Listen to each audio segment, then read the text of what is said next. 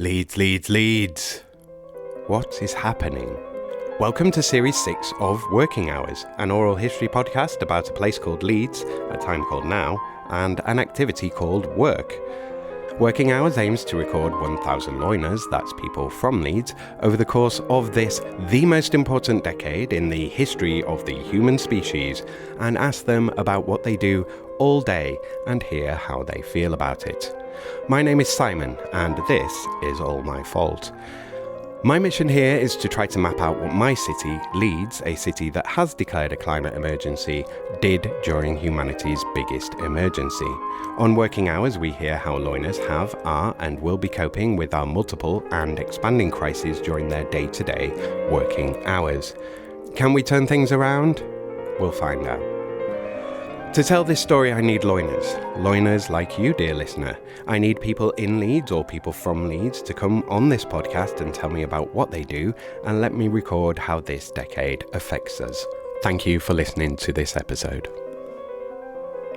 What did you want to be when you grew up? Well, I think as most kids, I probably wanted, when I was very young, probably wanted to be a footballer. Almost certainly a footballer, which I still want to do now. To be fair, I wish I still want to be now. I'm not giving up. I think there's still hope. But yeah, a footballer or an actor or one of those, really things that will never happen, but you just want to. But my first thoughts of something serious was I wanted to be a fireman. Can't really remember why, but I kind of love just the thought of it, and saving lives and all of that. I'm sure it's far less glamorous than I thought it was. But unfortunately, I didn't pass the medical, so that was that dream over. But I've always been interested in photography. I was interested in photography from a young age. I used it as a hobby, and I loved it. But yeah, just going back, I think it was one of those dream jobs, that in reality is never going to happen. How far did you take any of the previous ones? I mean, I didn't expect you to say that you'd gone as far as sort of doing the tryout for fireman. Yeah, well, yeah, I did. I think I did some work experience. I mean, this is many years ago, but I loved the idea of it, and I did. I applied, and I did get through early stages, and then I went for a medical, and I didn't have a big enough lung capacity, apparently, which obviously you need to. As I say, I was still quite young at the time. I think I was probably 16, maybe around about that time. So, but yeah, it's obviously the medical is the important part. So it didn't go any further than that, to be fair. But I did really fancy that. Alongside, obviously, my father was in newspapers. He was a journalist all his life. So I always had that kind of that newspaper kind of background as well, and I always loved that kind of thing. I remember he used to take me and my brother to the newspapers when we were younger, and to see the newspapers being printed and just the noise and the smell, and I fell in love with it a little bit, to be honest, and I didn't want to go down the writing route, and I loved photography, so that was it, really. Yeah, it was a love affair that started there. I mean, that you threw actor in there as well. I mean, is there a kind of, obviously that's image based as well, so there's I mean, I've always loved films. I love the, what's the word, just the the mystery of film. You can watch a film, and you can place yourself there. You can imagine yourself. I just love the theatre of film, and I've always been quite dramatic, I suppose. So I did a little bit of drama at school, and I was in bands. I sang in bands, so I've never been particularly shy. So yeah, I think it was one of those things. But not to the point where, I thought let's look at this seriously. But yeah, I've always loved films and the great actors, and just admiring what they do. So I'm going to mention the accent because I want to know whereabouts what you accent? were. You're not from Leeds. No. So whereabouts were you? Where did you grow up? Well, I was born in East London. I was born in Bethnal Green, which is where my dad's side of the family are from, East London. I can't really remember the beginning too much because I was very young, but we moved to Essex after that. So I was brought up in Essex, really, a place called Dagenham. Everybody knows it from the Ford plant and the film made in Dagenham. But yeah, so I was brought up in Essex, so I've still got this slightly weird twang that people refer to. Yeah. Well, I was down in London for nearly 10 years. Oh, really? Yeah. I was in Dalston and Tottenham. Oh, okay. Yeah. So obviously, you get plenty of visits to Essex when you're in that that side of London. Yeah. I know a bit of Essex. You're listening to Series 6, Episode 1, and to my guest, Steve Bootle. This is another Squadcast interview recorded on the 19th of January, 2025. Hello, listener. So a quick ad lib here. My voice is a bit knackered. You will have been able to tell that from the new intro. I will record that when my voice is a bit better. I'm full of cold because we are all sick all the time now. It has nothing to do with COVID or collapse in healthcare or anything like that. Don't worry about it. Everything is fine. So we are finally here, this year's interviews. Right then, let's crack on. Steve Bootle is a freelance photographer based in North Leeds with over 25 years experience. Steve works mainly in corporate, business and commercial photography, concentrating on business portraits and PR. He also covers events and conferences along with weddings and bar/bat mitzvahs. We discuss the challenges and rewards of a career behind the lens, the impact of the digital revolution on the industry, and the ongoing influence of social media on photography. He also delves into the realities of freelancing, the importance of networking, and his hopes for the future, including giving back through community and charity work. Right, let's do this. Episode 156 of Working Hours with Steve Bootle. Yeah, so let's jump from that random detour into what is it that you're doing now then? Well, now I'm a photographer. I'm a freelance photographer, self-employed. I going back to what we were saying before. I went straight into newspapers after studying because it just seemed like the kind of best route to do. I got a job straight after leaving school. I got a job on the News of the World newspaper.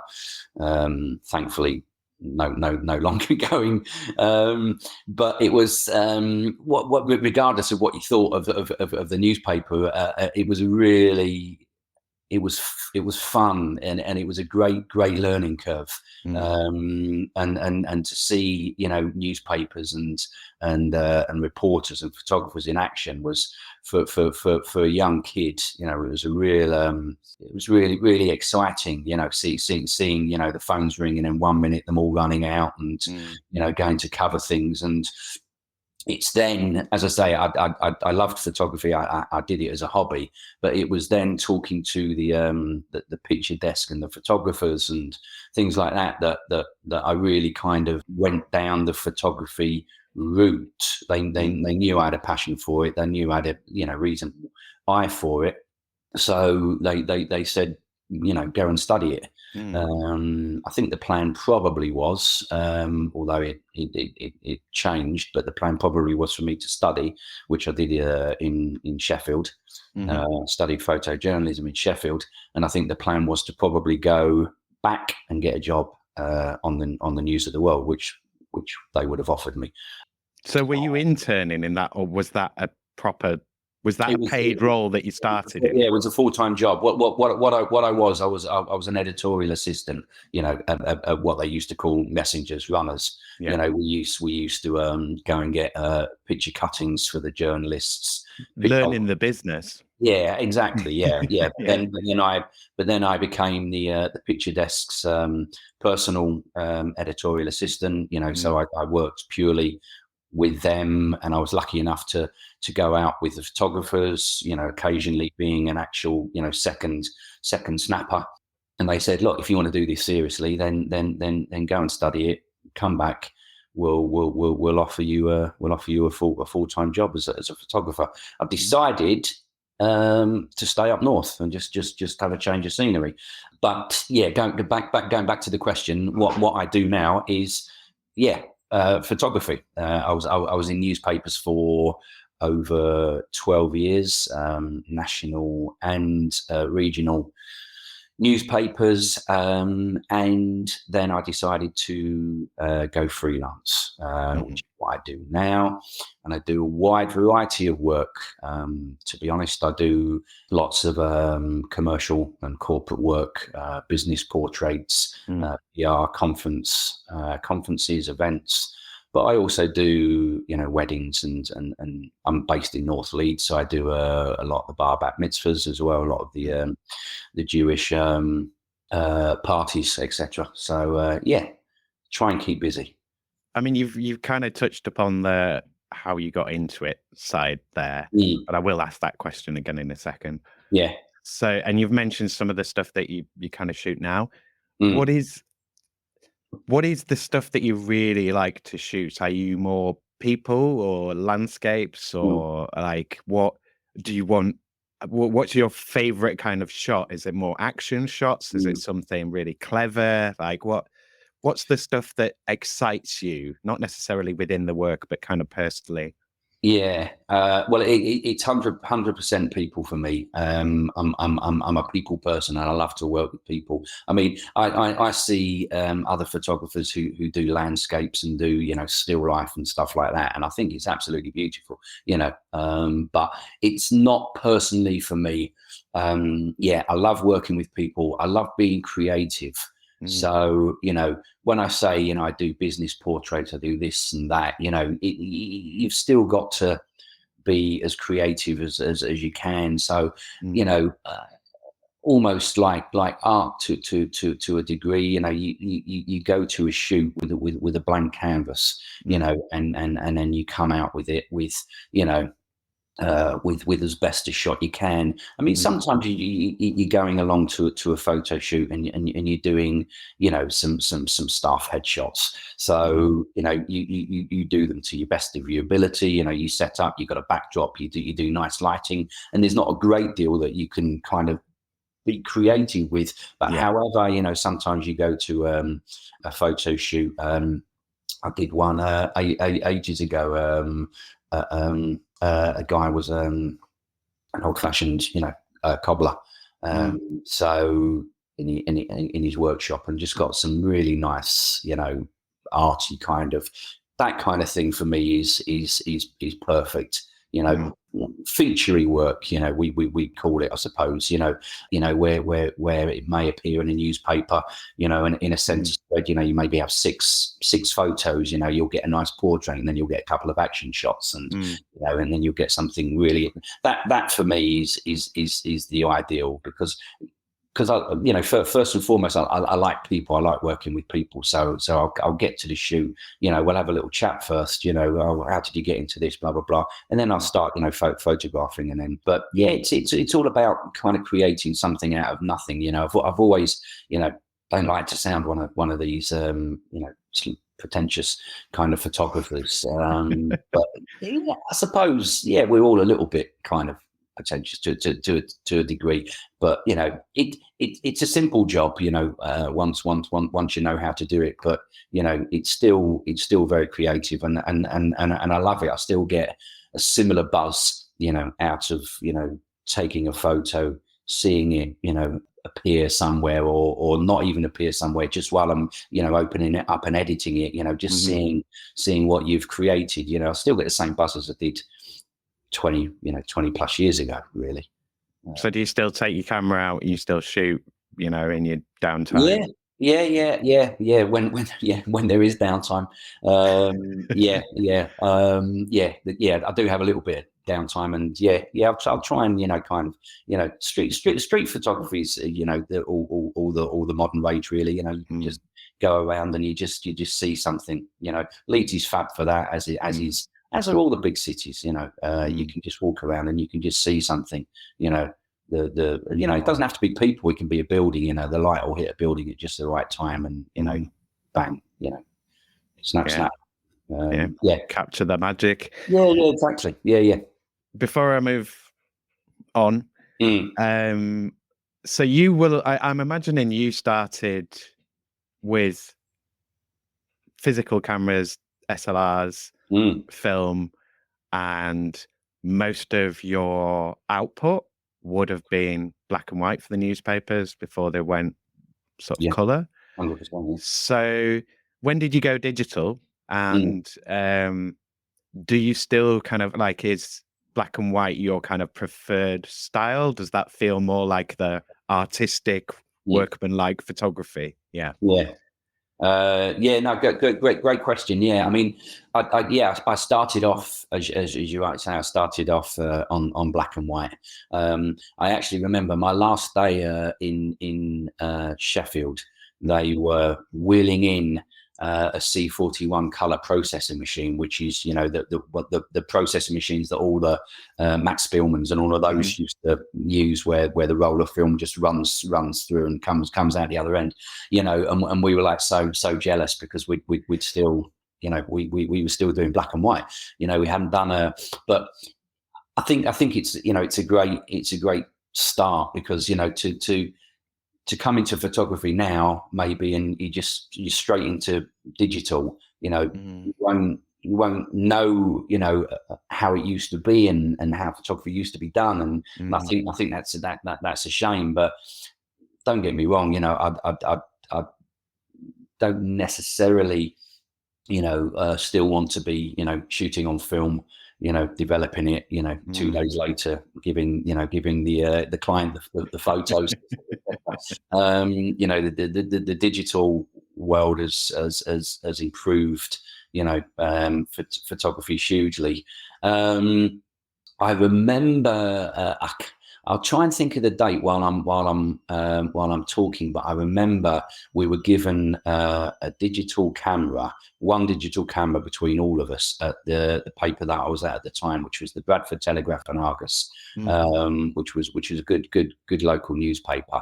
But it must have been kind of early 90s, I would have thought, and it was a huge Kodak camera. I mean, it wasn't like the cameras now where you can look at the photo on the back. It was purely, and at that time we were just literally using it for sport. We were using it for football, rugby, cricket, etc. And what you would do, you would shoot the first half of the match, for example, and then you would plug it to your laptop.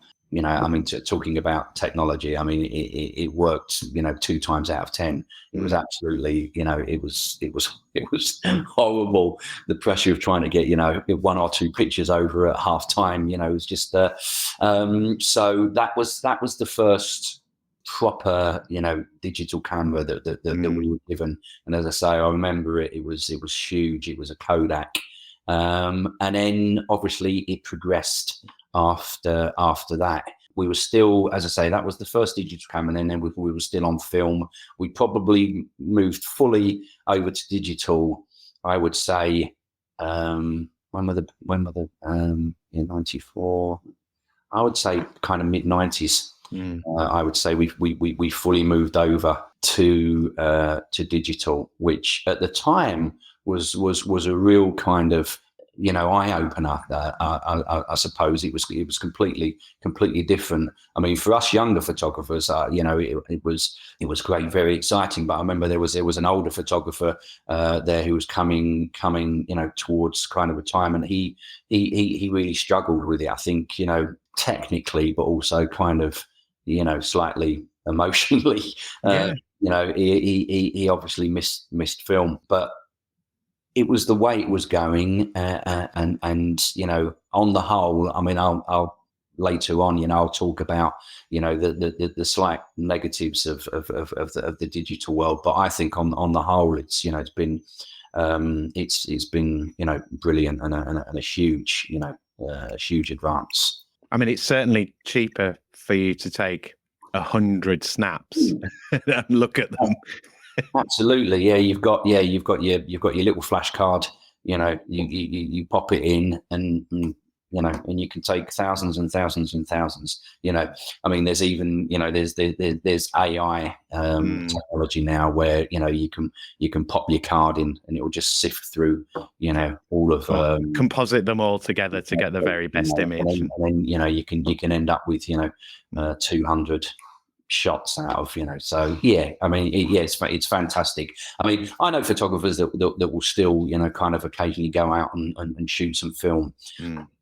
I'm not that bothered, you know. I had that, you know, that time, and it was great, but you know, yeah, I'll happily just stick with my digital at the moment. Yeah, I suppose, like you say, it's your exposure to it, isn't it? Of like the older guy getting near retirement, that's all he's known. And then, you know, you got to have some experience with it, but there's plenty of people who never got the chance really, and then they kind of like, oh, this is really romantic, and because it's a really tactile thing, and it's really interesting to watch the image emerge, and it's so there's a romance to it. Yeah, absolutely. I mean, that you know, in the dark room, you know, you sheet of paper in the wash, you know, doing shaking your tray while the picture, you know, comes out, is, you know, you'll never kind of fully be able to, you know, kind of get that feeling back with a digital photo. But you know, you can take a photo, you know, because you know, you're looking through the viewfinder. That hasn't changed. You've always done that. You know, you hold the camera the same way. The cameras look pretty much the same way. You know, you take a photo and then you look at the back, you know, and you think, wow, you know. So it's similar in a way. But you made a good point before about black and white. You know, I mean, yeah, I still love black and white.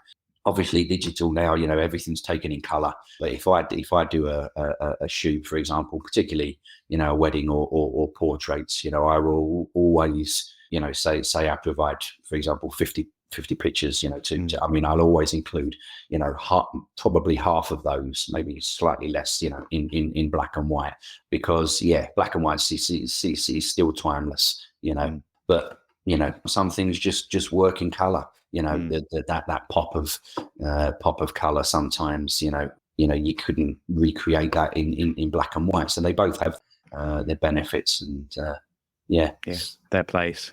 Yeah. The other question, I won't ask how you got into it because I think we kind of covered that. What I will ask is, when did you sort of go it alone? Like, how did that come about? When did you take that plunge? Was it a sort of, I want to go into business for myself? Did you jump or were you pushed, I guess, is what I'm asking. Well, my wife's working in the other room, so I'm not sure whether I can speak too loud. But no, I was encouraged, to go solo. I'm not sure whether I would have. I probably would have had the guts eventually to do it on my own. But I certainly needed that little gentle, delicate, feminine kick up the backside to go it alone. We at the time, you know, we were already aware. You know, when I say we, I don't mean myself and my wife. I say we. You know, generally, I think, you know, in the industry, etc., we were, you know, seeing where newspapers were going. You know, and they weren't going, you know, in a great direction. You know, obviously, social media was coming into its own. Twitter, etc. You know, that kind of thing of, you know, news being available straight away. So it was probably when did I go solo? Early, I think it was about 2001. I made the decision to go freelance with well, to say, with the encouragement of my good lady, and it was a huge decision, because I'd never, you know, been solo before. I mean, I had done freelance work. I mean, funnily enough, my first job after leaving college was at a huge agency in Leeds called Ross Parry, picture agency, and they were, I mean, they provided words and pictures to most of the tabloids and some of the broadsheets. I mean, they were a really good agency. So I started freelancing for them, which I did for a little while before I got my first senior photographer's job on a newspaper. So, but it wasn't the same because I was still working for someone. I was working for them. It was just on a freelance basis. It was quite nerve-wracking, but obviously I received help by lots of people in terms of advice and words of wisdom. But it was definitely the right thing to do. And even though, there were times where, it's slightly tough, when you might be slightly quiet or not so busy. But yeah, I took the plunge and I certainly haven't regretted it, because certainly if I wanted to stay in newspapers, they are not what they used to be at all. But I doubt they would have. I mean, if I'm wrong on this, let me know. But I would doubt that most of them have employed photographers anymore. I would guess everyone is freelance now. Yeah, they just buy from a pool, or yeah, they do. Yeah, I mean, a lot of the newspapers now they'll get from agencies like Press Association, etc., etc. I think, to be honest, you're right, but I think the Evening Post and the Yorkshire Post, I think, may have one or two staff photographers, but yeah, the rest will be the Bradford Telegraph and Argus. I'm fairly sure hasn't any staff photographers in it anymore. And they'll bring those in for kind of more publicity events than, because you can't predict where and when the news is going to happen. No, so you have to just rely on who's there and who got the images. Yeah. And it'll have changed for the reporters. I mean, the reporters now on newspapers, they'll be, whereas before they'd go out with a notepad and they'd do their, shorthand and whatever. Now they're going out with mobiles and they're filming it. They're getting photos. They're getting doing the interviews on their camera, and which is the way it's gone, which is fair enough. I'm not saying it's as a negative, but that's it's they've changed, and I think it was the right decision. So one last question on this area. I'm just thinking about the client base, because obviously you were in the sort of news industry. It's not like you were working, you're already working in, say, advertising, where you're going, you've got corporate clients, you've got businesses, you're going into places. I mean, you are doing some, but you're going in for news more than for business reasons. So how was that? When you set up, did you just have to go wherever the work came and just advertise really far and wide? Or did you have kind of some jobs already kind of lined up and because potential clients when you started? Or was that just the long haul of building? Yeah, but a bit of both, really. I mean, when I first went solo, I started building contacts, through the newspaper agencies. Through the newspapers and PR agencies, because obviously the newspapers at that time and still do use PR agencies to provide them with stories, copy, and press releases. So I started, but it was almost from scratch. I mean, I built up a lot of contacts in the newspapers, which was great. But yeah, my first kind of starting point was building up, the contacts on the PR agencies and the marketing agencies, and making connections with them who dealt with newspapers and magazines, etc., etc.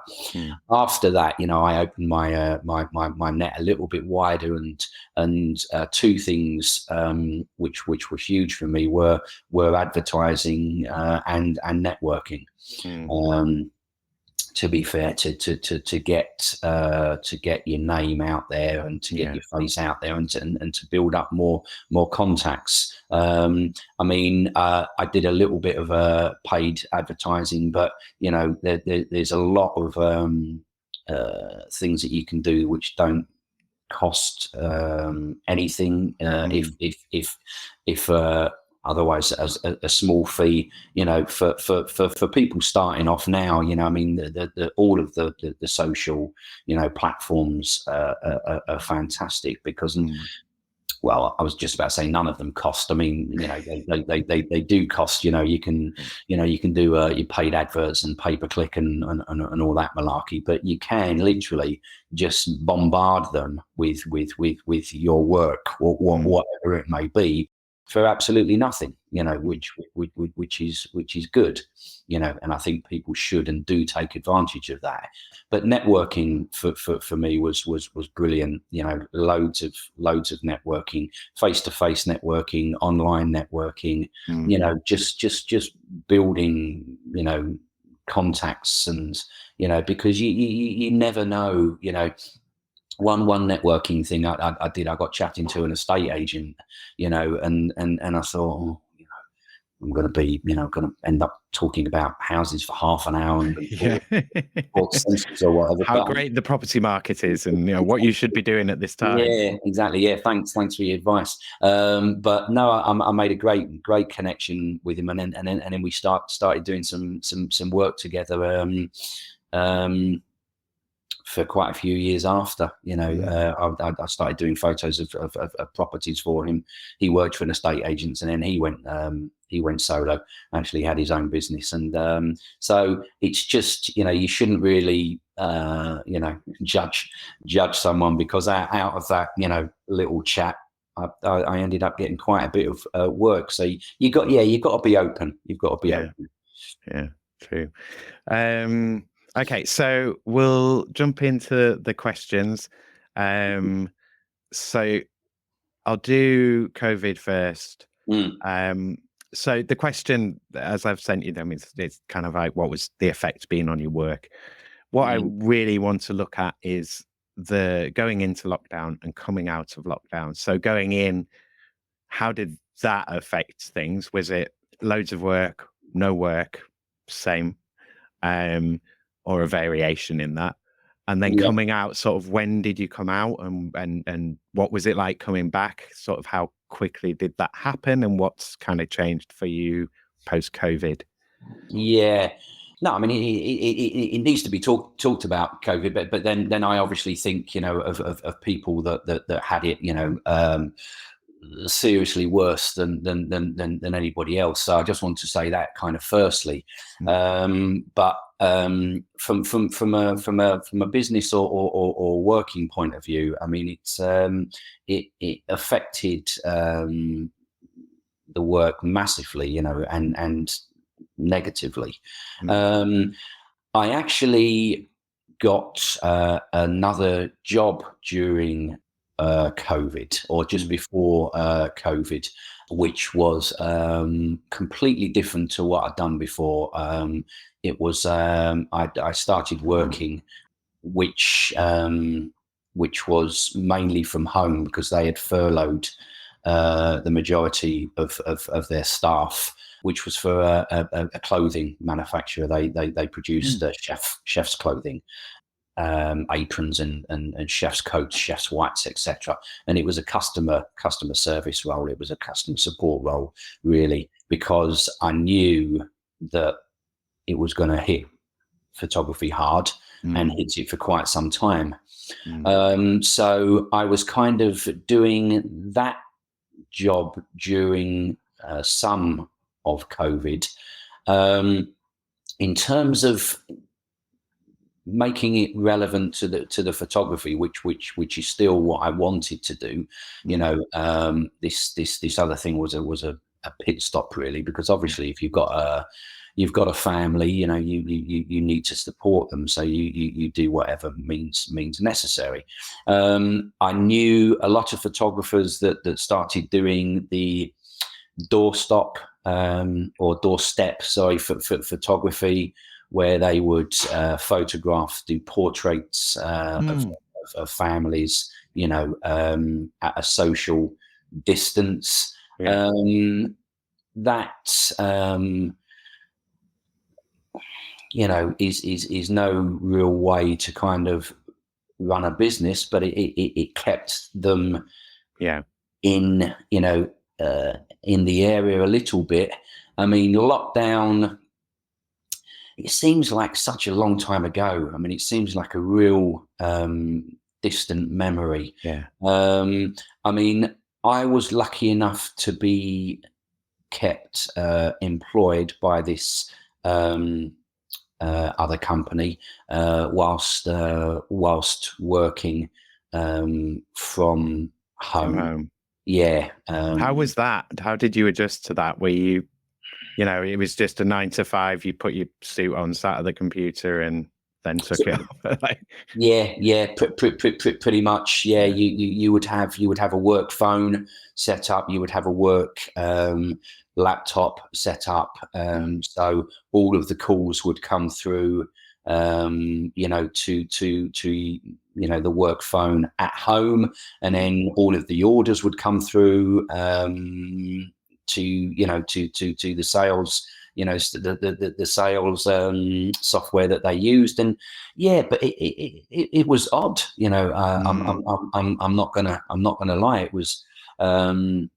Did you have any colleague contact or anything, or was it largely? Yeah. I mean, we had regular, kind of Teams calls. And what they did, which was quite nice, at the end of the day, they'd do something a bit fun. You'd have like a quiz. You'd at the end of the day, you'd pour yourself a glass of wine, or you'd have a beer or whatever, and then we'd do like a 20-minute quiz, between everybody. They actually did very, very, very well, I think, in that kind of in keeping the camaraderie up. Because it was tough. I mean, we had how old were our kids at the time? I mean, they were GCSE year actually, so it was tough on them. So yeah, we had a house full of the four of us, whilst me and my wife were trying to work, and the kids were also trying to work and study, and but we were a lot better off than some people. I mean, for some businesses, I'll go back to the photography in a second. But for some businesses, like my wife's, for example, my wife's a lawyer. I think what they've learned from COVID is, there's some quite positive lessons, because, she often, not just her, but her colleagues as well, they'd often, they'd go to London for a 30-minute meeting, or whatever, travel all the way on the train, travel all the way back, and they don't do that anymore, because they know they can do it on Teams. You can get, the same results. And it's the same as working from home. I mean, my wife now still works 2 or 3 days from home, works very hard and very, very, very, very positively, and I think businesses feel that they don't necessarily have to have a full office of people, and still get the work done. I mean, she loves going into the office in fact, because it breaks the week up. And you get to see your colleagues, like there's a large part of work that is social, like absolutely. even yourself working on your own, like you said, it's like, it's about the people, it's about meeting them, and it's the time. Because if it was just turn up, take a photograph like a robot, and then go be dull as ditch water. No, absolutely. It's you've got to, I feel sorry for the people that that were maybe on their own, or struggling to connect with anybody. It was a real and coming out of it was but just going back to the business side of things, and the photography. Once I could kind of get back to the photography, and I did, I handed my notice in at this place. I think they knew it was only going to be a kind of short stop. I knew the business owner. I helped them out at a time they needed some cover, and it helped me. But my love was photography, and I wanted to get back to it, and it was strange. It's I don't think it's fully back to normal. I'm not sure whether it'll ever fully be back to normal. I mean, for example, whereas my wife's business or those kind of businesses maybe, have seen positive kind of elements come out of COVID, I think there are more negatives, unfortunately, for the photography field, without being too, doom and gloom. I mean, for example, bar and bat mitzvah photography, which was huge before COVID. People, used to really put on a big party for the kids or whatever. You would have a party planner, you would have a photographer, you would have a videographer, DJ. They had to scale things down. I mean, myself and my wife are Jewish. We have a Jewish family, and our kids had bat mitzvahs during or just coming out of COVID. So we had to do things at a much smaller scale, including the religious part of it, as well as the the party part of it. And I don't think that's changed now. I think people feel that they can do things on a smaller, more intimate scale, which is nice in a way, but then obviously that side of the business has quietened down a bit. So I think we're still seeing the effects. Do you think that'll come back? Do you think that's just a sort of a reaction? Is it? Maybe. Yeah. I mean, you still, because it could be like just a sort of not quite a fashion, but it could just be like this is what people have been used to for the last couple of years, and maybe it'll slowly build back up. Yeah, I'd like to think so. Yeah, I mean, people still, go big, but I think what it showed other people is, you can do something slightly smaller, slightly more intimate, and it still be nice. But yeah, I think you still walk around and people are still wearing masks and this and that. So the effects are still there, and will it go fully back to how it was? Yeah, maybe. I hope so. Yeah. Have we kind of covered COVID? Is there anything else you want to add on that? Or no, not really. As I say, I sometimes feel a little bit bad talking about how it affected kind of business and whatever, because you look back and you think people had it a lot worse. But I'm not belittling the people that had it bad, but you've got to talk about it. It affected people in all sorts of ways, and some businesses had to completely fold, had to shut, had to start from scratch doing something completely different. So it wasn't a great time for anybody, I don't think. I've ummed and ahed with the question, and I wish I'd recorded more people through that time and through lockdown. But it was really hard to kind of get hold of people. And obviously I'm an unknown with this, and there's not many episodes for it. So it's kind of like, who's this rando on the internet contacting me? Yeah. I didn't get that many through that period. And then as we've kind of opened up and then we moved away from it, and like you say, the conversation's kind of largely dropped off. And we kind of forget about it. We've had that kind of response where we're like, that didn't happen. Oh, yes, it did. Oh, yes, but I don't want to think about it. And I thought about not asking anymore, because it potentially can open up a lot of wounds for people. But that's, that's part of the reason why I send the questions out, so people kind of can be prepared in advance, and it's Yeah. you share what you want to share about it.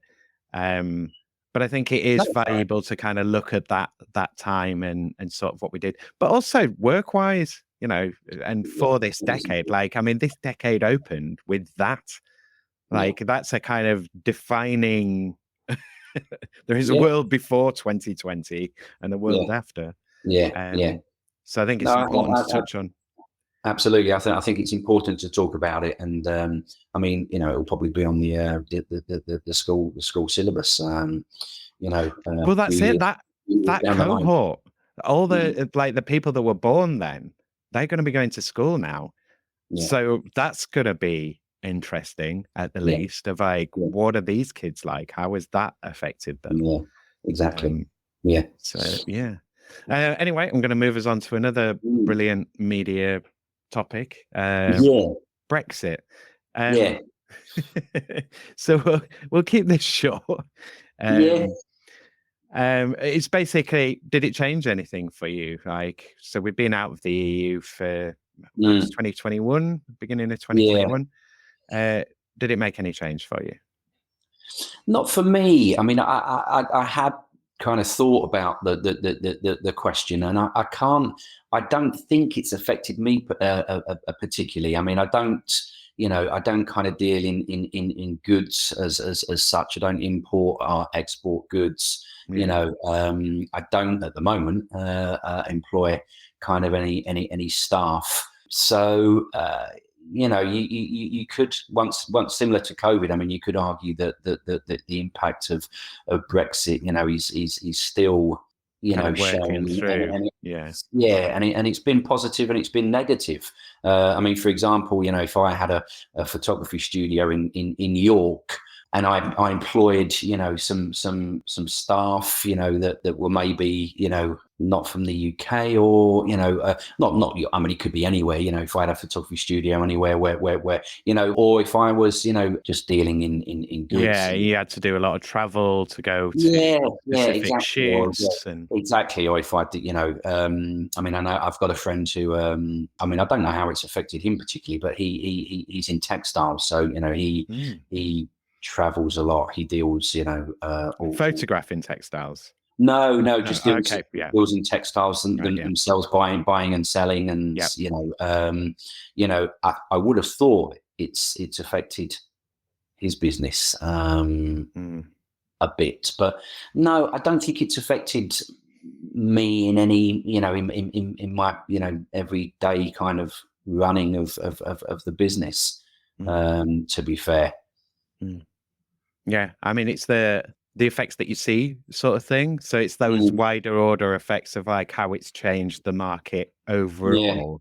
And it's like, well, I can't really tell. I'm still getting work and business, and my customers are still there. I mean, business has slowed down, certainly, but I would, I would argue that that's more to do with COVID rather than, anything else, and still, feeling the effects of coming out of that. But also, the digital world has changed, photography. People think, that they can do it themselves now, with a decent digital camera or a smartphone. I mean, I know it's going off the subject a little bit, but so I think, business has been affected, but I can't kind of pinpoint it to anything, particular. I mean, I would, like you mentioned there, like maybe we'll jump into social media next. But like you mentioned there, I would imagine that TikTok has had a larger order effect on the industry of photography than Brexit, for example, because, but also that move from video, away from still images to moving images, and, where our eyes spend time and attention, and how you have to attract that attention to get that eye time, the eyeballs on it. So that's probably a larger effect for you. Absolutely, yeah. I mean, the advance of the digital world, including the likes of, as you say, TikTok and the social platforms, I think has affected photography far more than Brexit will have done. Mm. Yeah. Because also that's where people get the images that they want to have for themselves, if that makes sense to you. Of like, you see, because most people, when you're buying something that you know or want. You're buying that perfect wedding photo. You kind of Yeah, know how that wants to look. yeah, And your job as the photographer is to kind of tease that out and then give it back to them, and then everyone's yeah, happy. yeah. So it's where people are looking at, because it's more sort of social, except where you're looking at influencers, but people are looking at, their friends and how they've done it, and Yeah, like what they've shared, yeah, which informs you in like what you need to share and how your thing needs to look. yeah. Yeah. No, absolutely. I mean, photography is very personal. As you say, like for weddings, example, some person might want something completely different to another person. Some couple may want something very formal. Some may want something very, very relaxed, reportage, that kind of thing. And so yeah, it's changed hugely. Mm. Yeah. So for your own social stuff, do Mm, you have to create a lot of content? Do you have to be across all channels? Are you quite targeted? I mean, mm, what I'm actually interested in looking at is how much time you have to spend on the content or on the commenting side. yeah. It's not necessarily just about the posting and the likes, but how much time do you put into that? And do you feel that it's worthwhile? Do you get what you want out of it? Does it give you those returns that you want? Or are you just like, oh, post stuff, it gets me Yeah. jobs? Yeah. It's a good question, and I think I'm as guilty as anybody that just as you say, just I did a good shoot yesterday. Let's just put a couple of pictures on, and I think you need to have a structure to a degree, which I do. I mean, I'm on all pretty much the platforms. I find them all. They have their benefits, different. I've just recently set up a TikTok photography page. I've not really done anything with it at the moment. I'm going to try and sit down with one of my teenagers, and my daughter keeps saying that she's going to sit down and give me a little run through, because I think I'm fairly good, on the whole. I like Instagram. Obviously, it's very, picture, Image based, yeah. image based, which is great. But then the others, all the others have their benefits. I try to I do something every day, even if it's just half an hour.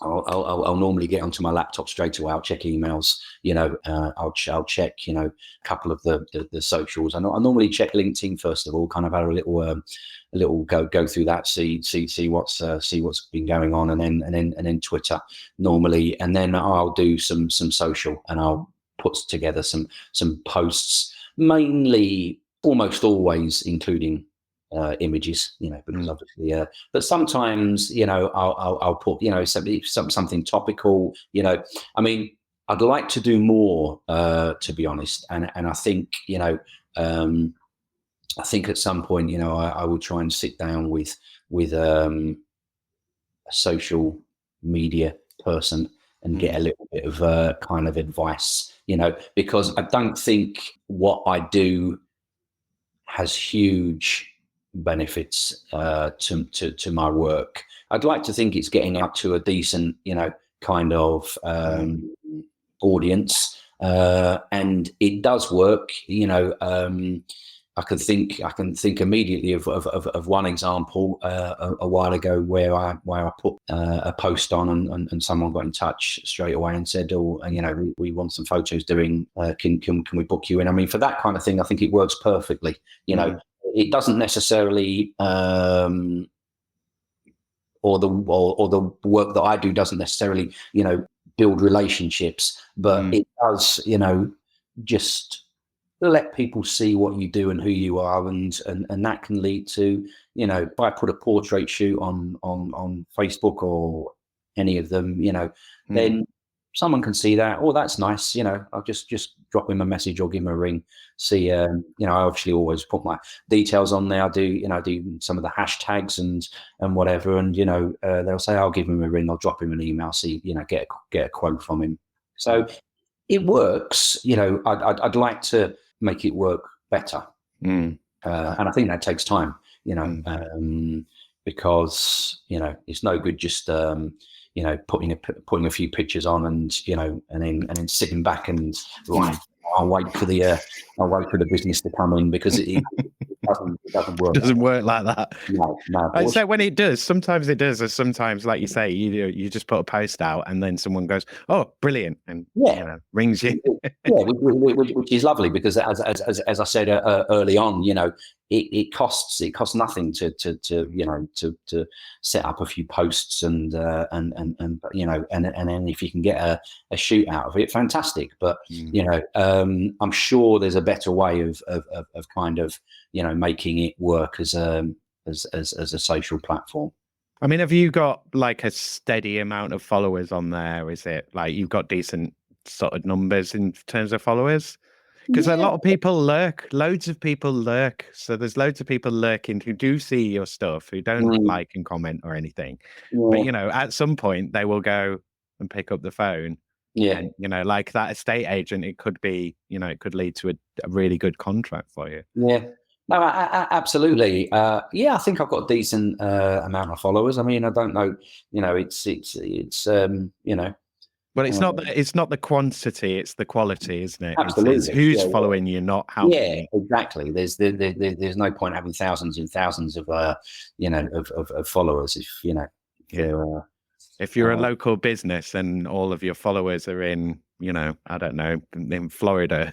Exactly. Well, I'm going to have to move to Florida then if I want to capitalize on this. Yeah, I was just hoping one of the one of my Florida contacts would just ring up one day and say, "Can you do a shoot this weekend, Steve?" Yeah, I'm still waiting for that call. Yeah, all expenses paid, everything put on for you. Don't worry about it. We'll organise everything. Yeah, beach hut, and you know, private chef. Yeah, we'll keep dreaming. But you know, but yeah, I think they you know, the social platforms are fantastic. I think they really do, you know, help. And but I'm sure, as I say, I'm sure there's ways which I'm not fully kind of confident of that can bring in more business. I think the scene, you know, you said before that the thing seems to be now influences, doesn't it? Influences, you know, where someone will send them some clothes and they'll wear them, and it you know, it blows my mind a little bit. I mean, I don't, you know, I hate myself, you know, because I start sounding like my old man. But you know, it's you think, you know, what, you know, where are we going? You know, what has the world come to?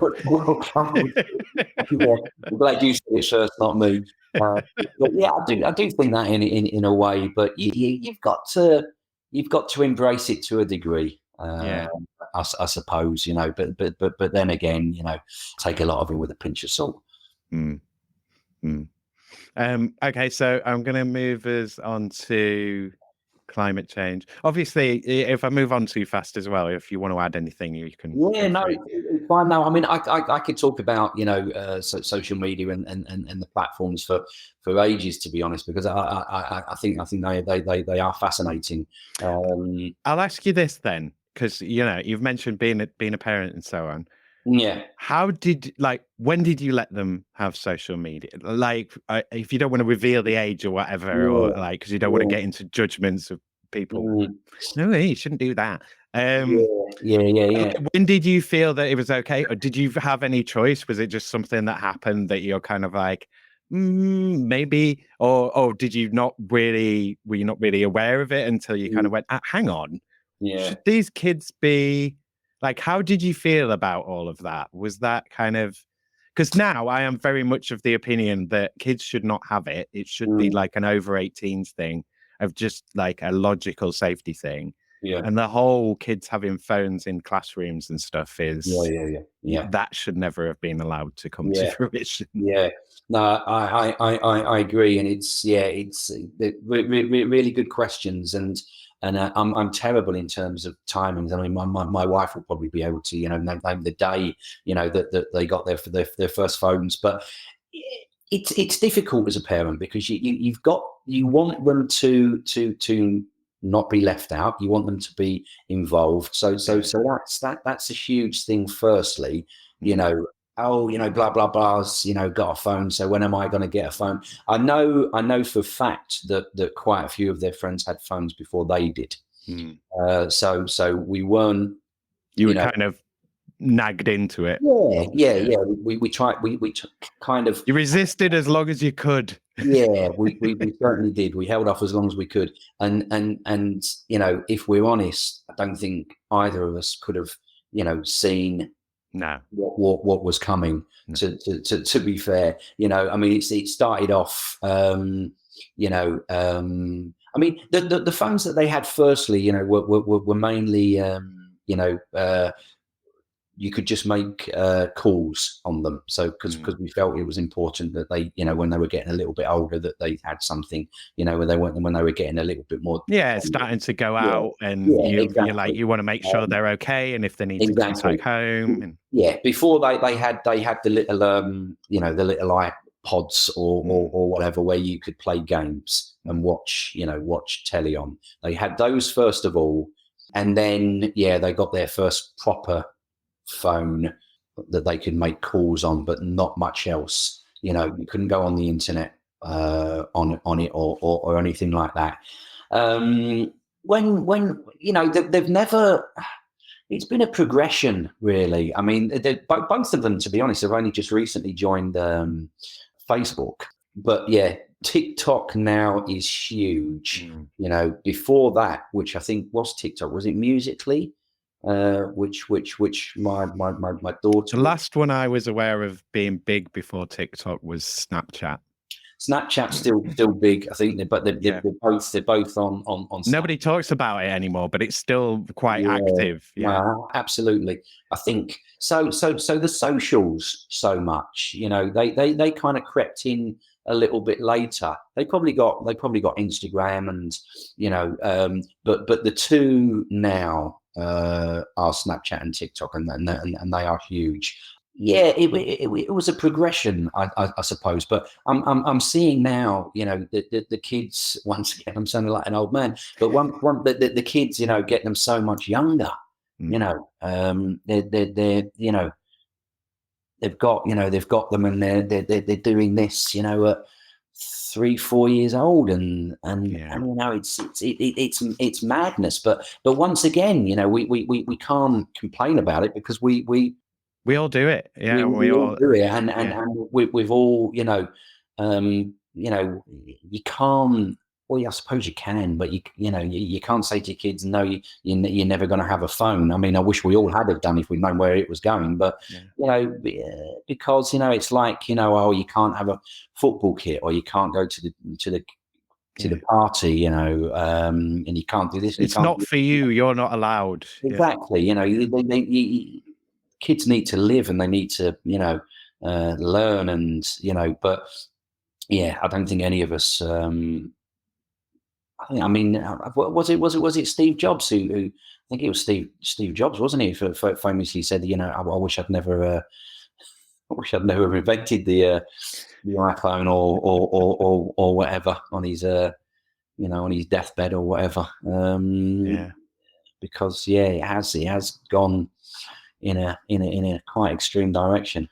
Well, I was sort of, if you think back to 2016, sort of going back to Brexit before, like, I kind of felt that 2015-16 was like everyone sort of looked up after about 10 years of having their iPhone and going, hang on, what's happening? Hang on. Exactly. Yeah. We're all just like, ooh, phone scrolling, and then go, no. Oh, hang on. Oh, everything's gone terribly, terribly wrong. No, it's crazy. So let's move on to speaking of terribly, terribly wrong. We'll do climate change. I'll try and be fairly quick on this if we can be. But I mean, it's around your work and how it impacts your work. I mean, does it impact your work? Is it something that you kind of consider? Are you kind of trying to keep things down, energy down, and like how far you travel? Or are you just like, I need to go where the work takes me? Is it something you have to consider because you're burning through lenses at a rate of naught or whatever? Like, I mean, I would imagine it's not, you don't have a load of consumables. I would imagine you would have a few of your key assets and backups and stuff at this point in your business. Absolutely. I don't think. Once again, I'm lucky that I don't think it's affected my work too much. Yes, I am. I make myself aware of it, and as you say, travel, for example. I think I wouldn't necessarily not travel somewhere because of what impact it might be having on the environment, which is probably not the best attitude to have or whatever. But I we all do our best, at home, in terms of conserving energy, et cetera, et cetera. I mean, the main concerns, which don't usually affect me, increases in temperature or the increases in flooding or whatever. I mentioned New York before. I don't know why I keep mentioning New York, but having a business in a flood, a flood, stricken area like New York would be hugely if you had a basement studio and it flooded and all your kit's in there, that's you need good insurance for that. No, absolutely. So that would affect a business from a physical point of view. I try and do my best for the environment as an individual, and that moves across obviously to business as well.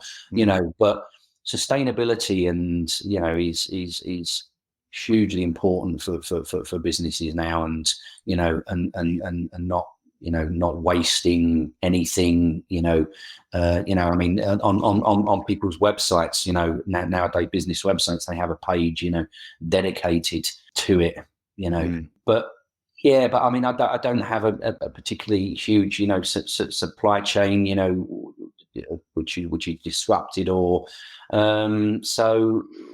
And you're not going places where you're taking photographs of stuff that exists. You're not building stuff into the world and then setting fire to it. Exactly. I mean, I'll try and walk, where I can, for fitness reasons more than anything. But I won't use the car and unnecessarily. And obviously, I don't get many flights to photo shoots. But then when you go where the work is, if a big fat contract landed on you, like you say, if someone was going to give you an all expenses gig in Florida, it's like, well, I'll go. 100%. You've got to do your best, but then also you've got to be realistic and practical.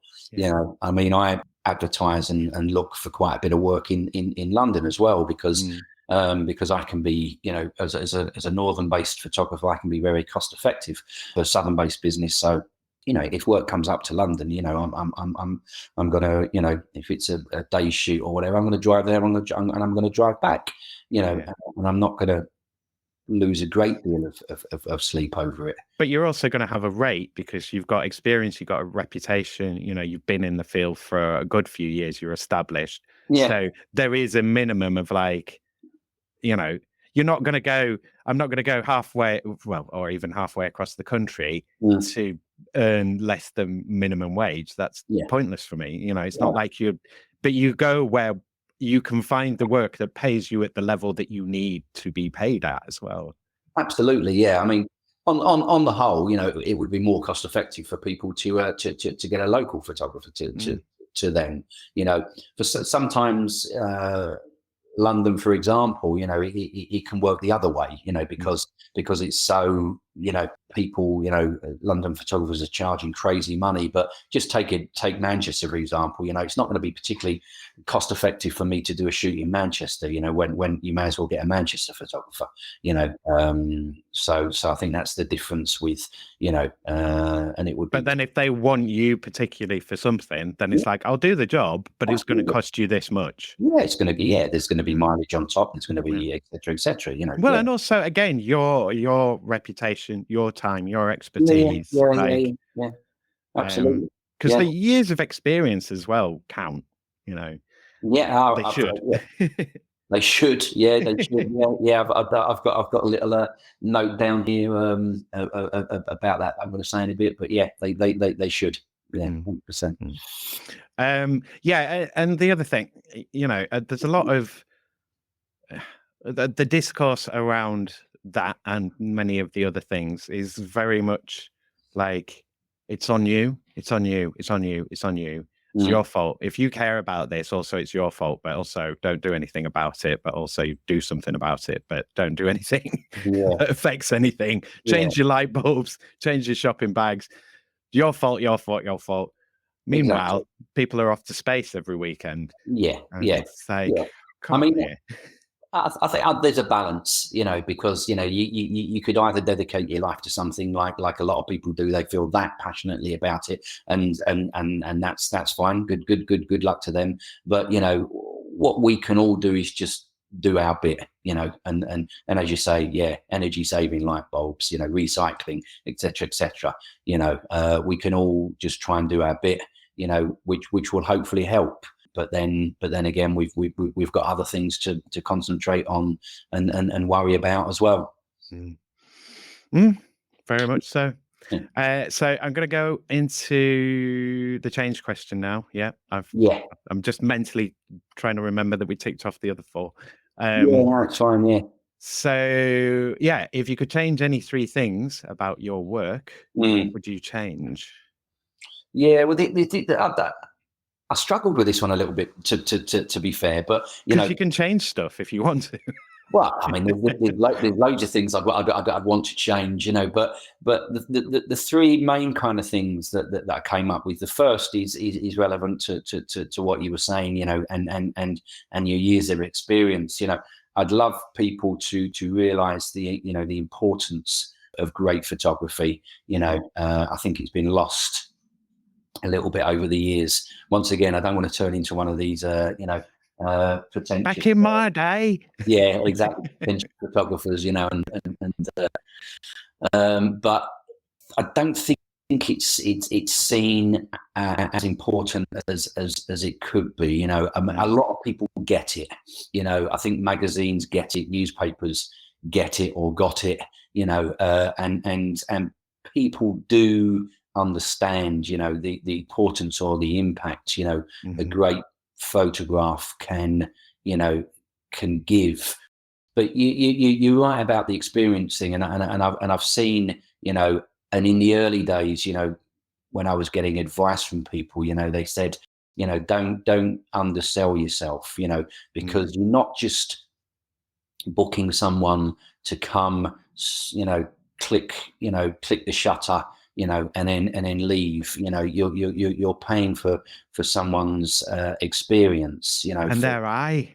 Exactly. For my example, over 25 years experience, in the game.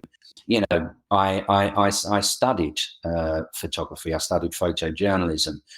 I learned from scratch. You're paying for the decent, equipment that the photographer has. You're paying for the time, put into the editing afterwards. And I think it's underestimated a little bit. I couldn't do what a plumber does. I'm only using a plumber for example because we had one come yesterday to look at our shower. He can, a plumber or an electrician can come and do something that I wouldn't have a clue how to do. Because they're it's what they do, it's what they've trained to do, it's what they're good at, and it's the same as a photographer. But for some reason, and it's quite difficult to put into words, someone, I mean, that's the beauty of photography is, in one sense, someone can pick up a camera, take a photo, and really appreciate, and capture an amazing image as well, like capture something that's amazing. Absolutely. Just by accident. Absolutely, 100%. And I don't mind that. And I think that's great. And that's what I love about photography. Yeah. But they can't turn up and do a really good, like give you like the wedding photo example of like, they can't just turn up and give you exactly that image. You've hit the nail on the head. You hire a professional wedding photographer and you pay, up to thousands of pounds, for the reason that they're not going to fall apart under pressure, and they're going to get what's needed. And you'll end up with beautiful images at the end of the day. So that's my first point, really. If I could just change people's perception of photography, and just because there are great digital cameras, doesn't mean you can pick it up and start advertising yourself as Joe Blogs photography. Yeah, that's my little rant over. No, I think it's fair enough. I think some of it is to do with the, going back to the sort of the romance of film, but it is that interaction, it is that tactileness of, holding a photograph and transporting that physically around. You had to take that to the copy desk. You couldn't just like click send and it's gone. Like you had to make the photograph, however that was done, depending on what point in the evolution. And then it had to be taken by hand. Exactly. To a place to then take its next part in its journey and be reproduced at that scale. Yeah. And that's having a physical thing, that's important. It means a lot more to us, I think, which is why the phones are so kind of key. Like it's because they're in our hands all the time, and you don't put anything in your hands that you don't trust. No. Absolutely. And that's why they kind of win, because you implicitly trust it. Yeah, it's in your hand. Yeah. No, absolutely. And as I say, that's good. That's a positive in a way. You can have your phone in your back pocket, and even if you don't carry a camera with you all the time, you can see. I could look out the window now. Oh, beautiful rainbow. Bang. Yeah. And that's brilliant. But I think you said something before that made me think about being. I mean, I struggle with. I've worked with photographers over the year that are really terrible with people. They're not people, and they hide behind the camera. That's what they're there for. It's like, I don't have to speak to you. I'm behind here. Yeah, but they're brilliant photographers, and I've always struggled with that a little bit. For me, kind of. Having a bit of banter with the person you're photographing is just as kind of important as doing their photo. I don't know why it made me think of that. Yeah, but you're trying to tell a story with your what I'm assuming is you're trying to because of your media background, your journalist background, you're trying to tell a story with these images because you're trying to create something that kind of matches the copy. Yeah. Whereas they're just trying to create an image still, which is why they're just looking at the viewfinder because that's all that matters. But you've got to make people relax. I mean, that's half the the job of getting a good photo is making your subject relaxed. And if you want to sell to them again and you want them to tell other people to buy from you. Yeah. I think, to be honest, I think it was mainly newspaper photographers that I found, less kind of, friendly with a punter because, they presumably were just getting in and out, but certainly from a business point of view, you want to build relationships and, you want to hopefully get repeat work from it. I mean, that's not why you do it. You know, I like to think, you know, that I'm a nice person, and I just like to chat and, you know, get to know people, you know, but if it benefits you as well, then, you know, all the better. But that's part of your product as well. You know, your service, your package is, you know, I will spend some time with you and chat to you a little bit, and, you know, you can think of it as customer service, or you can think of it as being friendly, or just, you know, good reputation building. But other people, you know, it's like getting into a taxi. You know, there are people who love to chat, and people who don't want to chat at all. And then there are people who, you know, you mood switches between it. Sometimes you want to chat, sometimes you don't. Sometimes you're kind of up for a chat, and then the conversation goes the wrong way, and it like, maybe I shouldn't. So yeah, it's that kind of thing. It's what people, you know, different strokes for different folks.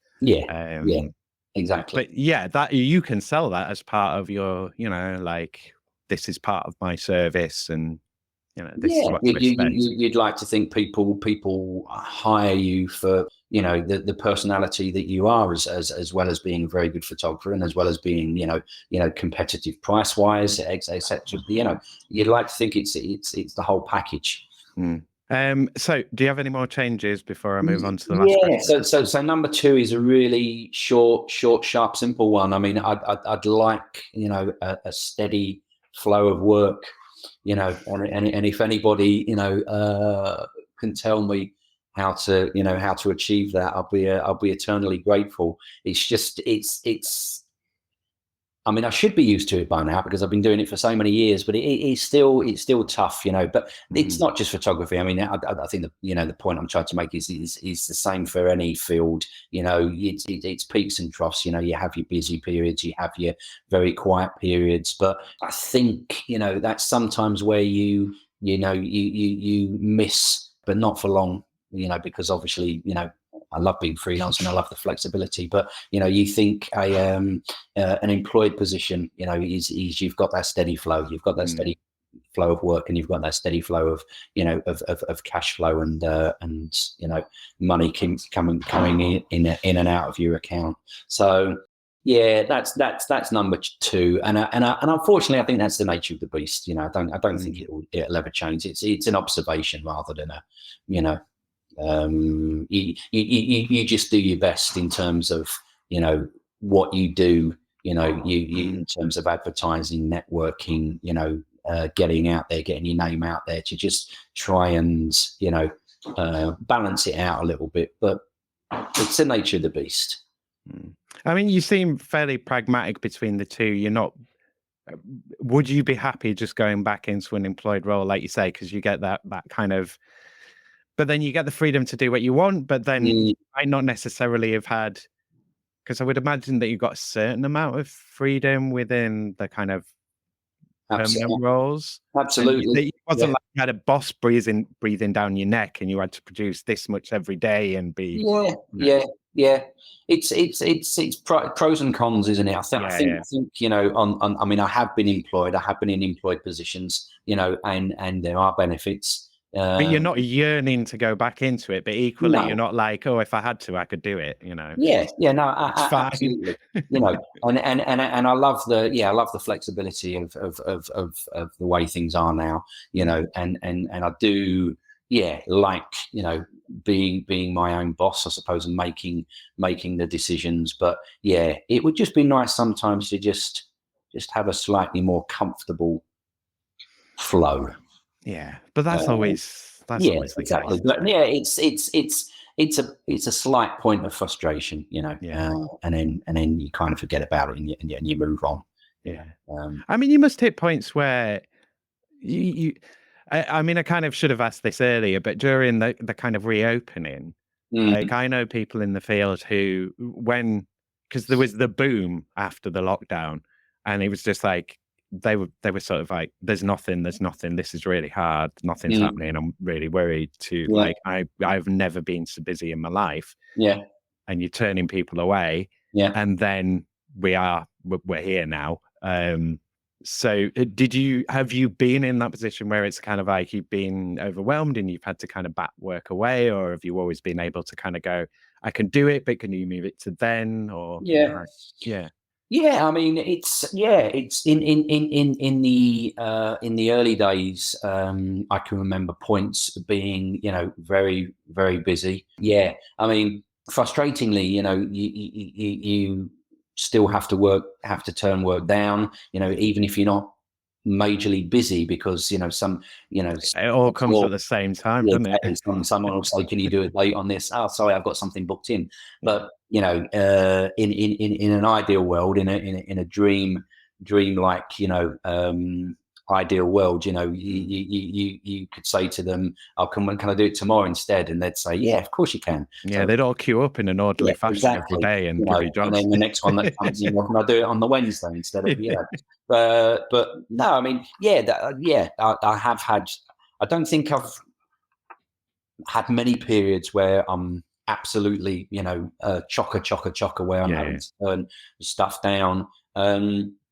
But yeah, and there are busy periods where you can, I suppose. I mean, I would never kind of turn any work down, really, because it's just nice to be working. But I suppose mm, you some people could be in a position to to pick and choose, and if you don't want to do a check presentation, for example, because it might be you can say, "Oh, sorry, I've got something else on," but I'd rather do everything and anything and keep busy and keep yeah. yeah. Well, again, it's like the networking as well. Is like you never know where that might lead you to. Yeah, Yeah. yeah. I think it's one of the best things, or one of the best things out there. I think it's great Mm. networking. Yeah, really, really is. And you might not, you could go to a networking thing, and then you might, not hear from someone for another 2 months, but then they could think, oh, I met Steve at that thing, or not necessarily me, or I met Simon or Bob, or and he'd be perfect for that. And then they'd pick up the phone, give you a ring, or drop you an email. So I think that's the beauty of it. You might not necessarily, get a booking that night, but it doesn't mean it's about building relationships, and just keeping in touch with people, just dropping them an email. Hi, how are you? How's business? Yeah,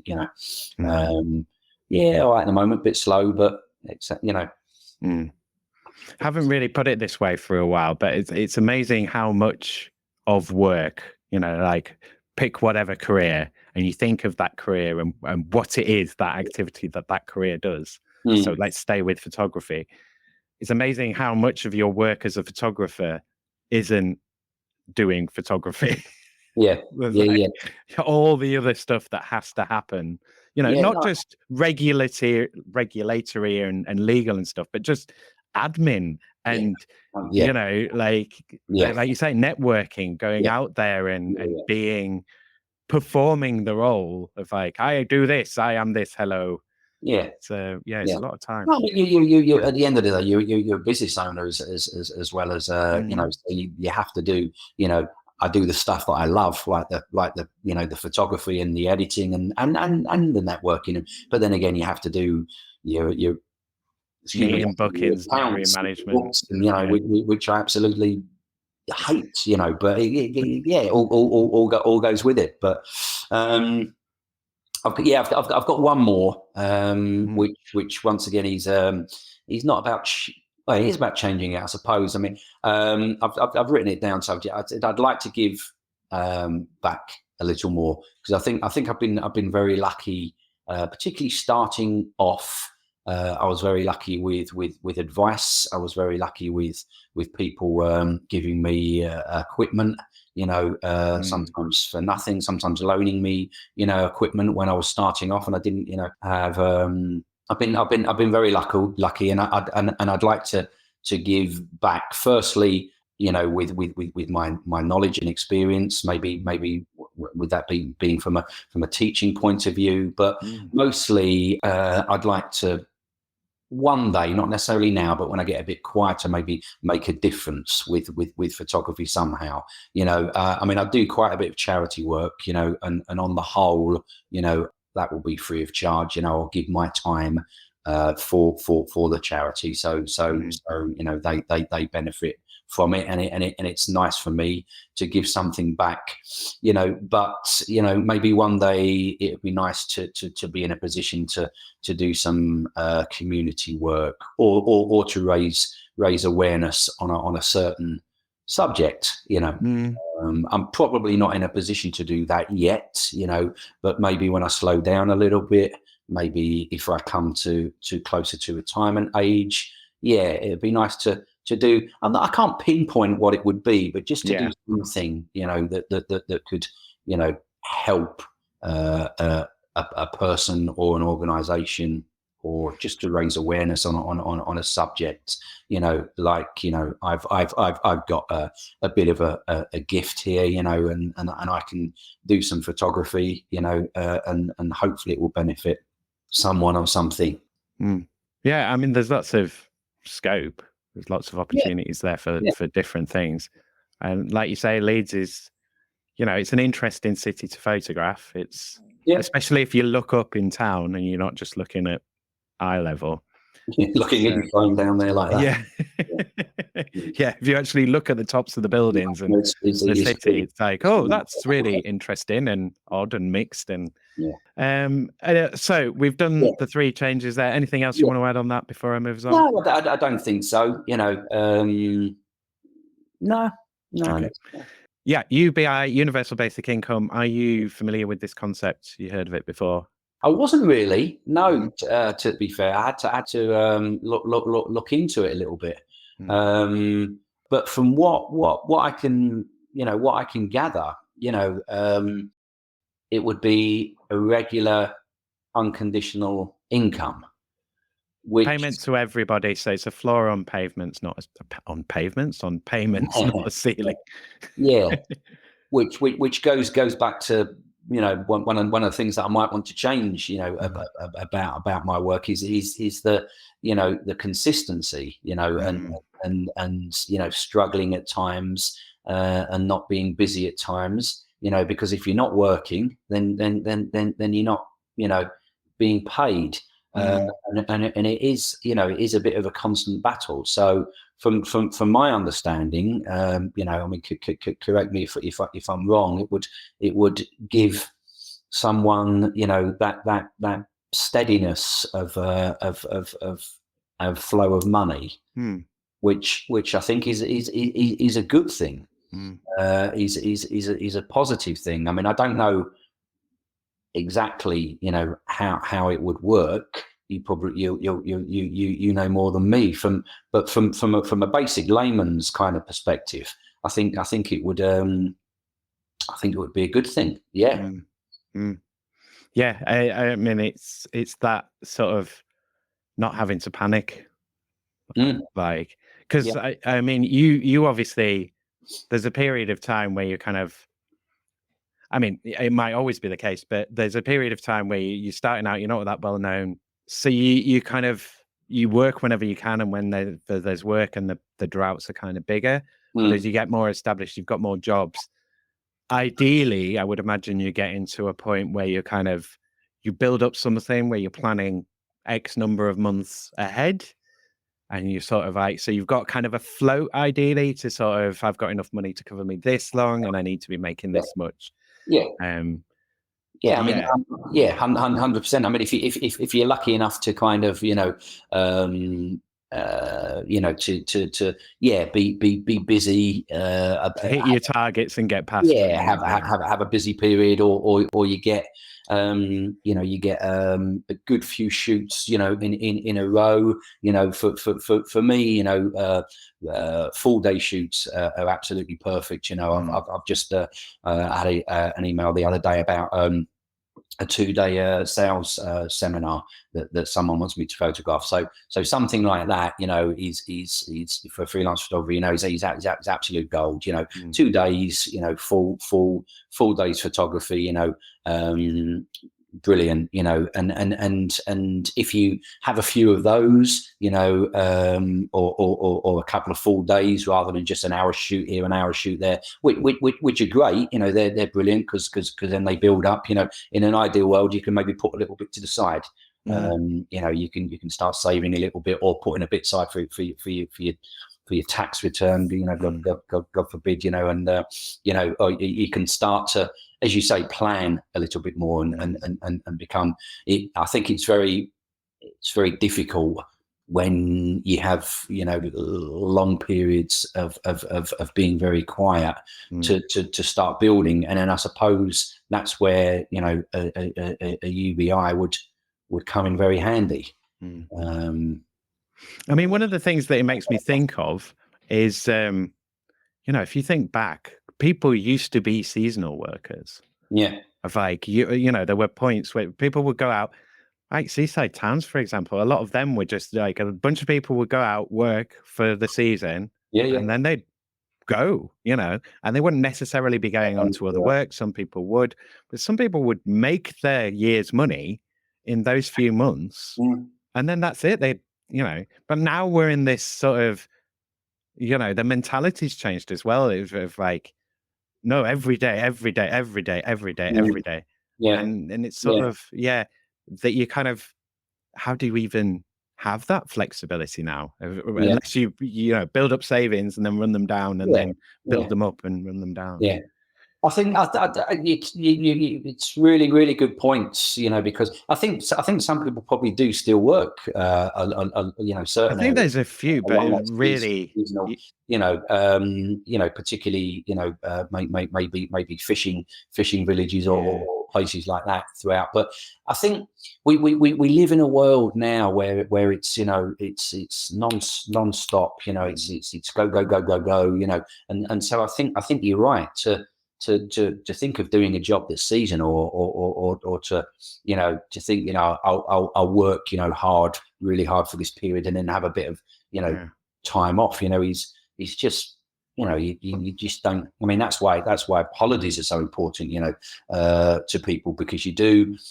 You work hard, you build up, money for a bit of holiday, and then you go away for a couple of weeks, and it's absolutely fantastic. And then you come back, and then you crack on again. But it's probably the only thing that I do miss from an employed position is that knowing that you're going to get that wage at the end of getting paid holiday.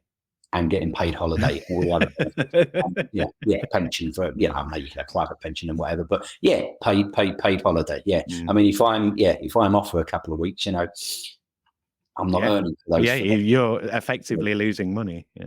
Exactly. So that's why you have to try and put it in when you can. That's make hay while the sun shines. Exactly. I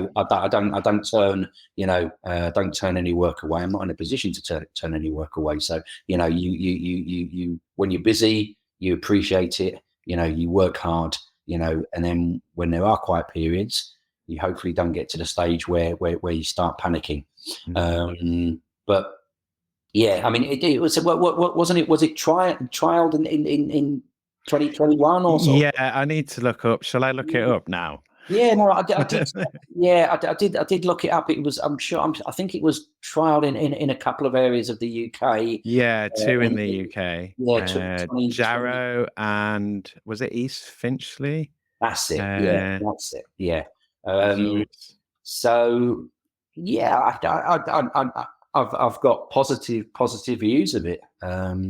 Really.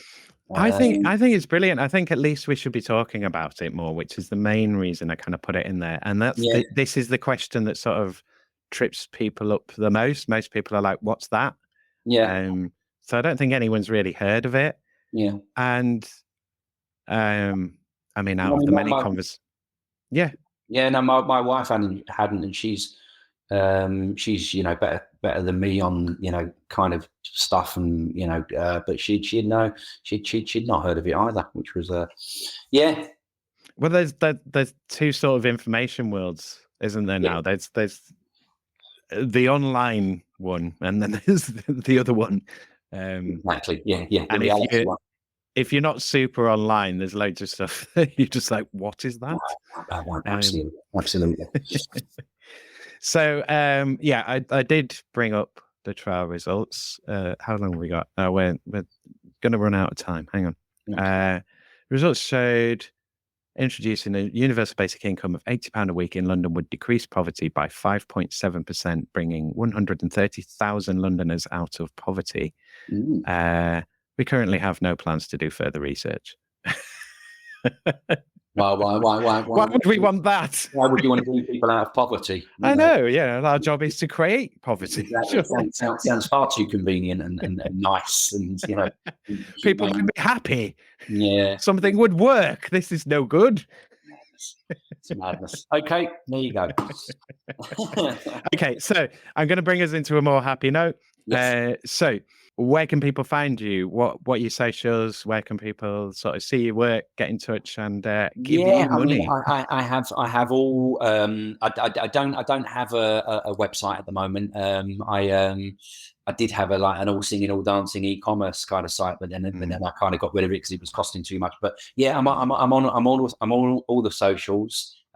Steve Bootle photography, Stephen Bootle photography.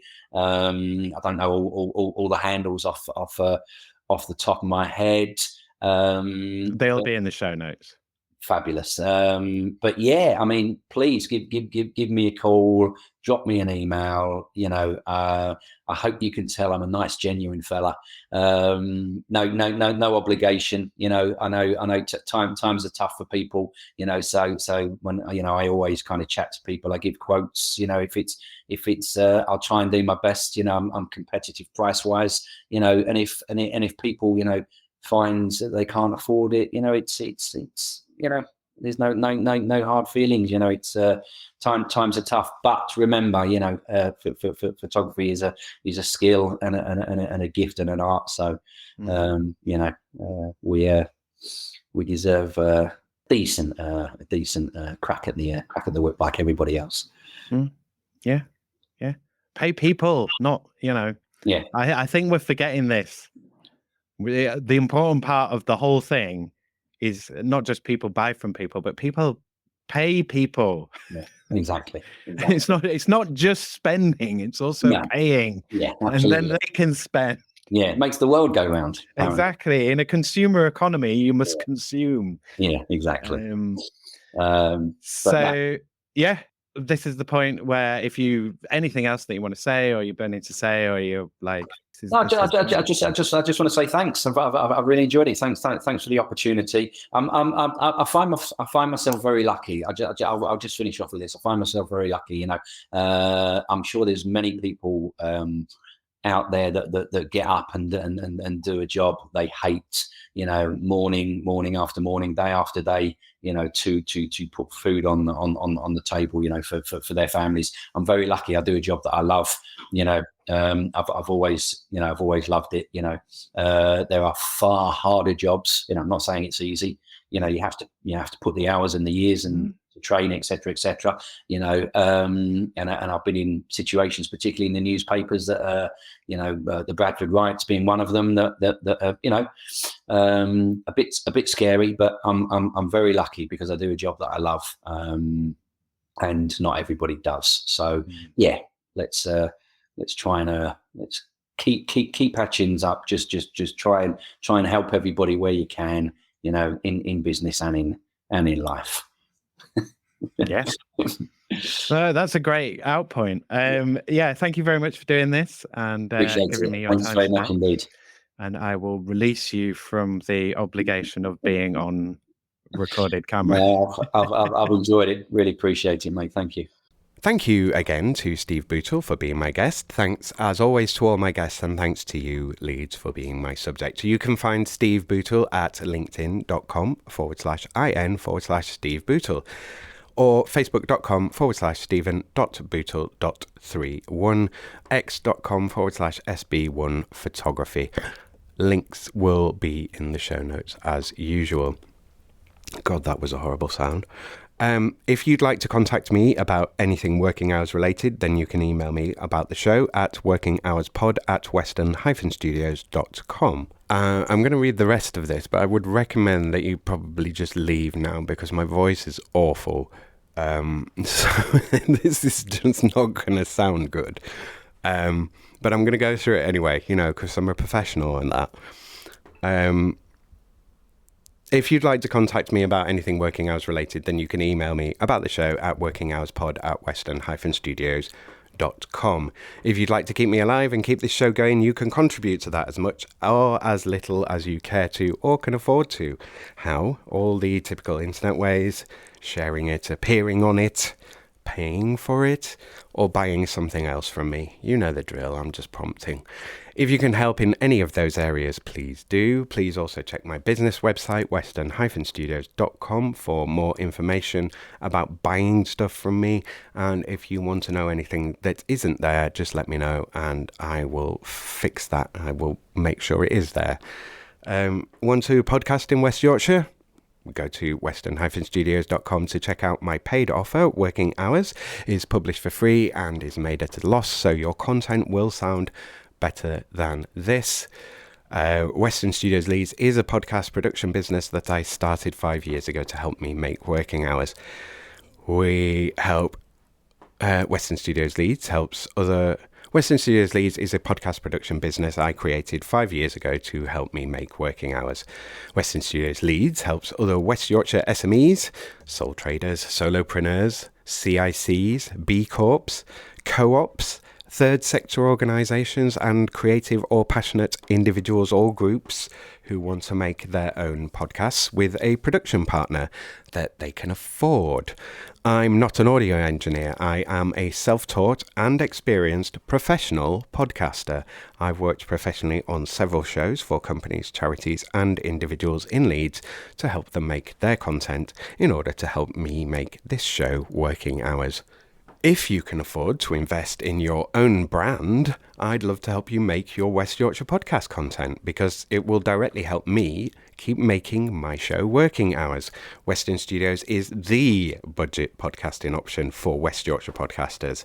For podcasters who don't yet have a way to directly monetize their show, but who know the power and value of having podcast content. Podcasts build trust, create new and unexpected opportunities, provide you with a wealth of online social proof, SEO, and social media content for all your channels. Podcasts build more listeners over time, grow your brand reach, and connect you with new online audiences by accessing new audience spaces. Can you post texts and pictures on Amazon? No, you can't. But you can post audio on there that people can listen to when they're not holding their phones, not looking at your ads. When you or your business don't have the time to learn and do and buy everything you'll need to podcast, I'm here to help you. For only £30 for an hour of audio podcast work or £40 for video work, you can pay as you podcast. Do you need to know exactly how much you're spending up front? Bulk buy time with a podcast package. You will always keep as much of your production process in your own hands as you want to, or you can have me make the whole thing for you if you want to. If you already have a podcast, wouldn't you love to have someone to help you with it? Someone to share it with, someone to talk about it with, someone to take over some or all of your podcast production, your recording, editing, or any of your podcast process that you don't like doing? Do you want or need someone to talk with about your podcast? Someone who can offer feedback and share your podcast experience with you? I know that I do, and I know that other shows have appreciated having me as that extra person that they can share their podcasting pains and joys with. So if you need any advice, training, or any type of support for your podcast content, or if you want to outsource the whole thing to me, or anything else in between, then email makemypodcast@western-studios.com. Okay, that's me. Remember, listener, no matter what you do, it's impossible for you to understand anything that your salary depends on you not understanding. So try to work for peace and try to plan with kindness. Raise your voice, but reduce your impact. Cheers, ears. Take care out there and be kind to each other, Leeds. Working Hours is produced, recorded, edited and published by Simon Treen for Western Studios Leeds Limited. I also created it. I did everything. It's all me. Me. The music was The Beast from Chopin's Etudes, which is in the public domain and was taken from museopen.org. I don't care now. I'm hopefully nobody's listening at this point. Remember Western Studios Leeds Limited when you're ready to start making your content in West Yorkshire. Follow Western Studios Leeds on Facebook at facebook.com/Western_Studios_Leeds and on LinkedIn, linkedin.com/Western-Studios. Concentrate, Simon. Bookmark western-studios.com so you can see the late. It's hard to read this. Honestly, my setup's terrible. You wouldn't believe. Western-studios.com so you can see the latest prices and use my contact page to drop me a message about your own podcast project or working hours at any time from anywhere. Maybe you want or need a podcast host, a co-host or narrator for your podcast project. Maybe you just need another voice for one or more episodes of your show or video or I don't know, whatever. Podcasts are so much more than gossip, book promotions and marketing for online courses. Oh, I'm shit at marketing, aren't I? Podcasts and other audio content get your online brand out there. Want to make some fundraising case studies? Want to have an audiobook or video course? Want to share your learning, knowledge and expertise in your field? Want to learn, teach or raise awareness of something general or particular? Want to improve internal comms with messages your staff might actually engage with? Want to brighten up the world with some entertaining content? Then make a podcast. If you're making your podcast within West Yorkshire, then think about making it with Western Studios. Western-studios.com. Jesus, how many times have I said that? Whatever your podcast question or need, get in touch with Western Studios Leeds. I'm not putting that out, am I? I don't want to record it again.